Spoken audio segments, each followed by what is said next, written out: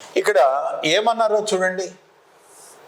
ప్రజల వద్ద గల కరెన్సీ సి, బ్యాంకుల వద్ద గల డిమాండ్ డిపాజిట్లు డిడి, ఓడి.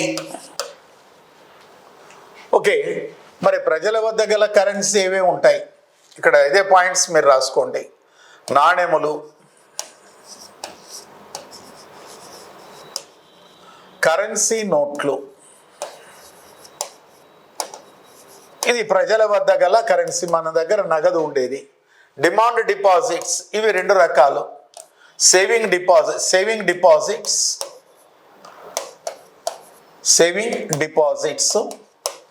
కరెంట్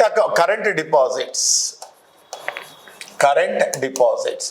ఇప్పుడు ఎప్పుడు అవసరమైతే అప్పుడు రాసుకోవచ్చు.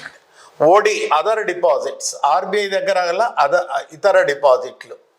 ఇతర డిపాజిట్లు ఏంటంటే సిఆర్ఆర్, ఎస్ఎల్ఆర్, ఇవన్నీ. సో వీటన్నిటిని కూడా ఏమంటారంటే ఎప్పుడు అవసరమైతే అప్పుడు నగదుగా మార్చుకోవచ్చు, తక్షణం ఆ నిమిషంలో మార్చుకోవచ్చునండి. అందువల్ల దీన్ని ఏమంటారంటే దెన్ M1 ద్రవ్యమును నారో మనీ, అధిక ద్రవ్యత్వము కలిగినటువంటిది అని అంటారు దీన్ని. Okay, right. ఇక్కడ తీసుకొని వచ్చాడండి. రైట్, M2 తీసుకొని వస్తాడు. M2 ద్రవ్యం. ఓకే, M1 ద్రవ్యానికి పోస్ట్ ఆఫీసు వద్ద గల డిమాండ్ డిపాజిట్లు. మరి వీటికి ఉన్నాయి కదా, ఈ మూడింటికి చూడండి, ఇవన్నిటికీ దేని కలపాలంటే plus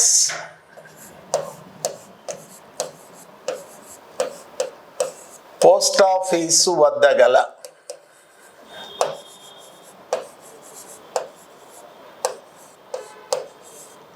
demand deposits. Post office దగ్గర ఉన్నటువంటి డిమాండ్ డిపాజిట్స్ కలిపితే ఏమవుతుంది అంటే M2గా మారిపోతుందండి. ఎప్పుడైతే ఈ విధంగా చేసామో then it becomes as M2 money అయిపోయింది. M2లో ఏమేమి ఉంటాయి? M2లో ఏమేమి ఉంటాయి?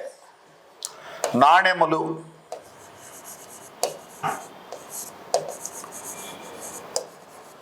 కరెన్సీ నోట్లు,